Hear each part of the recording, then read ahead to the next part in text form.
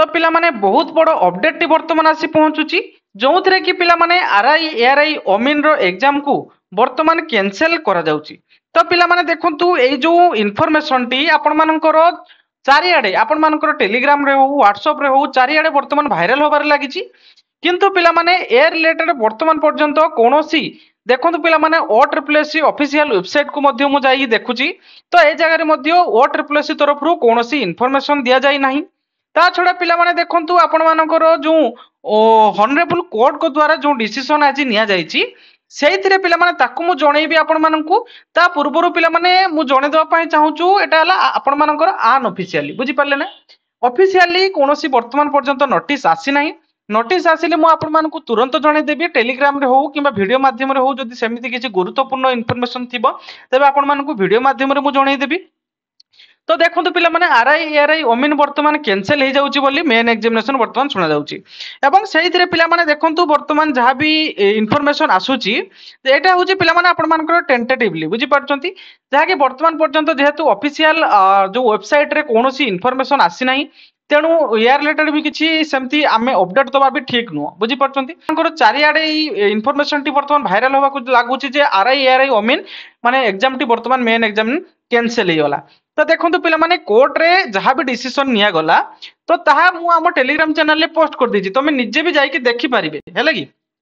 तेणु पिला माने वर्तमान कोर्ट को तरफ रु ए डिसीजन निया गला बाकी कोर्ट को तरफ रु किछि ऑफिशियल इन्फॉर्मेशन नोटिस माध्यम रे आसी नाही। ता छडा आपण मानकर जो OSSC ऑफिस जो रहउची आपण मानकु वेबसाइट सेथिरे मध्ये कोनोसी अपडेट वर्तमान पर्यंत आसी नाही काहे कि पिला माने आपण माने मध्ये जानिचंती जे राति पाहिले आपण मानकर एग्जाम रहिची माने आ गोटे दुई दिन रहिले 1 तारिख पाखरु आपण मानकर एग्जाम रहितला मेन एग्जामिनेशन बुझी परछन ना क्लियर ना। तो जहाँ भी हो पिला माने आपण मानकर जहाँ भी आपण मानकर जो इन्फॉर्मेशन आसुची एटा पिला माने आपण मानकर आन ऑफिशियली बुझी पारले ना जोथरे कि कुहा गला कोन ना आपण मानकर आरआई एआरआई ओमिन जो एग्जाम रहितला मेन एग्जामिनेशन को वर्तमान पर्यंत वर्तमान ताहा को कैंसिल कर दिया जाऊ हला कि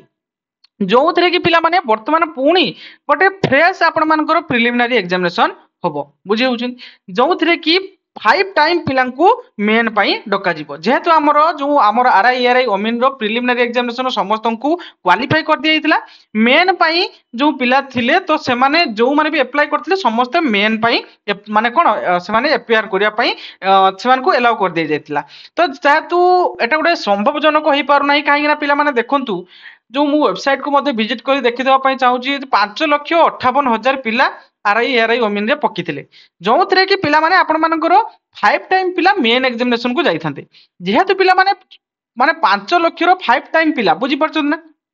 तेणु पिला माने मेन एग्जामिनेशन 5 टाइम जीवा कथा जेहेतु पुणी 5 लाख पिला एग्जाम देबे ता परे जो आपण मानकर स्किल टेस्ट को डका जीवो कहा जाउतला आपण मानकर केते ना आपण मानकर 1.5 टाइम बुझी परछंती। तो सेही जो रहुची कंफ्यूजन टा सेति की नंबर ऑफ वैकेंसी आपण मानकर नाही बुझी परछन ना सेति नंबर ऑफ वैकेंसी आपण मानकर इतरे नाही तेणु पिला माने वर्तमान पुणी गोटे नुआ फ्रेश प्रिलिमिनरी एग्जामिनेशन डेट बाहरिबो जहा कि OSSC एक्सेप्टेड रिलीज कराउची माने एक्सेप्टेड आन ऑफिशियल एटा हैला कि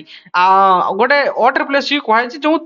15 दिन विदिन 15 दिन भितर से नोटिस रिलीज करबे आ गोटे नोटिस जो थरे कि प्रिलिमिनरी एग्जामिनेशन गोटे फ्रीज माने आपण मानकर फ्रेश प्रिलिमिनरी एग्जामिनेशन हबो बुझी परछंती। आ गोटे कथा क्लियर कर दो पई चाहूची पिला माने आपण मान मन रे गोटे क्वेश्चन आस्तबो जे कोन पुणी आपण को फॉर्म अप्लाई करिया पई पड़िबो कोनोसी आवश्यकता नहीं जो माने फॉर्म पकिचंती सेही माने ही एग्जाम देबे बुझी परचंती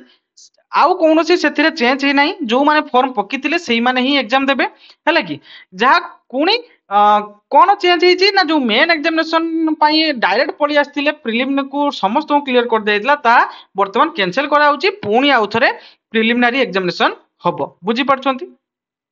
एवं एक्सेप्टेड पिला माने धरा होची एटा होची टेंटेटिवली आपण मानकर प्रिलिमिनरी 15 अगस्त पाखापाखि आपण मानकर नोटिफिकेशन ऑफिशियली आसी जीवो OSSC वेबसाइट रे जो थे कि आपण मानकर मेन एग्जामिनेशन रहिबो डिसेंबर आगे प्रिलिमिनरी आपण मानकर सेप्टेम्बर सुधा हे जाई पारे बुझी परचंती जो थे कि मेन एग्जामिनेशन रहिबो डिसेंबर पाखापाखि आपण मानकर हे जाई पारे बुझी परचंती मेन एग्जामिनेशन एवं देन आपण मानकर स्किल टेस्ट फेब्रुआरी माने हमरो 2026 फेब्रुआरी सुधा आपण मानकर स्किल टेस्ट टेंटेटिवली धरा जाउची हे जाई पारे। देन आपन फाइनल जो रिजल्ट डॉक्यूमेंट वेरिफिकेशन रोची मार्च पाखापाखि आपन पूरा क्लियर हो जाय पारे। तो पिला माने देखंतु आउ गोटे कथा हमर आपन माने देखि परिबे मध्य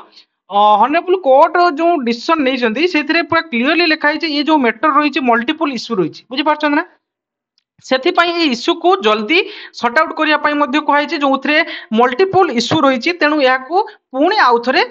ପ୍ରଥମରୁ ମାନେ ପ୍ରିଲିମିନାରୀ ଏକ୍ସାମିନେସନ କରିବା ପାଇଁ ଏଥିରେ ଡିସିସନ ନିଆଯାଇଛି ବୋଲି ଶୁଣା ଯାଉଛି ବୁଝିପାରୁଛନ୍ତି ନା ତ ଫାଇନାଲି ଯାହା ବି ହଉ ପିଲାମାନେ ଆପଣମାନଙ୍କର ଅଫିସିଆଲ ନୋଟିଫିକେସନ ଯେତେ ପର୍ଯ୍ୟନ୍ତ ନ ଆସିଛି ଆମେ ସେତେ ପର୍ଯ୍ୟନ୍ତ କନଫର୍ମ ହେଇପାରିବୁ ନାହିଁ ଅଫିସିଆଲ ନୋଟିଫିକେସନ ଆସିଲେ ପିଲାମାନେ ମୁଁ ଆପଣମାନଙ୍କୁ ଆମ ଟେଲିଗ୍ରାମ ଚ୍ୟାନେଲରେ ଜଣେଇଦେବି ହନରେବୁଲ କୋର୍ଟଙ୍କ ତରଫରୁ ହଉ କିମ୍ବା OSSC ତରଫରୁ ହଉ ଯୋଉଥିରେ ବି ଆସିବ ପିଲାମାନେ ମୁଁ ଆମ ଟେଲିଗ୍ରାମ ଚ୍ୟାନେଲରେ ଜଣେଇଦେବି ଆମ ଟେଲିଗ୍ରାମ ଚ୍ୟାନେଲର ଲିଙ୍କ ମୁଁ ଡେସ୍କ୍ରିପସନରେ ଦେଇଥିବି ଆପଣମାନେ ଯାଇ ଜଏନ୍ ହେଇଯାଆନ୍ତୁ ଓଡ଼ିଶାରେ କିମ୍ବା ଯୋଉ ଯେକୌଣସି ଯେକୌଣସି ଜବ୍ର ନୋଟିଫିକେସନ ହଉ ଇନଫର୍ମେସନ ହଉ ମୁଁ ଆପଣମାନଙ୍କୁ ପ୍ରଥମେ ଟେଲିଗ୍ରାମ ଚ୍ୟାନେଲରେ ଜଣାଇଥାଏ ତେଣୁ ପିଲାମାନେ ଟେଲିଗ୍ରାମ ଚ୍ୟାନେଲରେ ଆପଣମାନେ ଜଏନ୍ ହେଇଯାଆନ୍ତୁ ଏବଂ କିଛି ଇମ୍ପୋର୍ଟାଣ୍ଟ ଇନଫର୍ମେସନ ଯଦି ରହିଥାଏ ତେବେ ମୁଁ ତାହାକୁ ଭିଡ଼ିଓ ମାଧ୍ୟମରେ ଆପଣମାନଙ୍କ ପାଇଁ ନେଇ ଆସିଥାଏ ତ ପିଲାମାନେ ଇଏ ଥିଲା ଆପଣମାନଙ୍କର ଆର୍ଆଇ ଏଆର୍ଆଇ ଅମିନ ଯୋଉ ଏକ୍ଜାମ ରିଲେଟେଡ୍ ଗୋଟେ ଇମ୍ପୋର୍ଟାଣ୍ଟ ଇନଫର୍ମେସନ କାହିଁକିନା ବହୁତ ପିଲାମାନଙ୍କ ମନରେ ବର୍ତ୍ତମାନ ପର୍ଯ୍ୟନ୍ତ କ୍ୱେଶ୍ଚନ ଆସୁଥିବ କାହିଁକିନା ରାତି ପାହିଲେ ମାନେ କହିବା ପାଇଁ ଗଲେ ଅତ୍ୟୁକ୍ତି ହବ ନାହିଁ ଯେ ରାତି ପାହିଲେ ଆପଣମାନଙ୍କର ଏକ୍ଜାମ ରହୁଛି କାହିଁକିନା ମାତ୍ର 2 ଦିନ ବାକି ରହିଛି ବୁଝିପାରୁଛନ୍ତି ଆଜି ହେଇଗଲା କେତେ 30 ତାରିଖ ହେଇଗଲା ବୁଝିପାରୁଛନ୍ତି ମାତ୍ର ଆପଣମାନଙ୍କର ହାତରେ ଆଉ ଗୋଟିଏ ଦିନ ରହିଛି ବୁଝିପାରୁଛନ୍ତି ତେଣୁ